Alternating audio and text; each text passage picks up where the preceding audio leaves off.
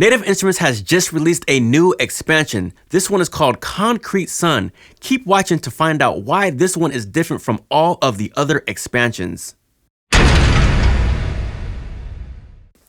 What up, everybody? It's your boy Young Fizz, aka Mr. Dope Status on Instagram, and welcome back to another video. So today, we're gonna be taking a look at Native Instruments' latest expansion called Concrete Sun. Now, this one is different from all of the other expansions, just the fact alone, because this one, it was created by someone that is overseas. Now, we're not used to seeing something like this, which makes it very special. So this expansion is created in collaboration with Native Instruments by DJ Spin Master A1.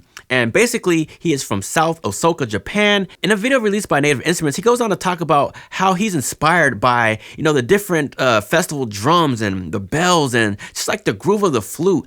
And, he's basically a turntablist and a finger drummer. In the video, he proceeds to tell us how, he combines Japanese instruments with the hip hop flavor.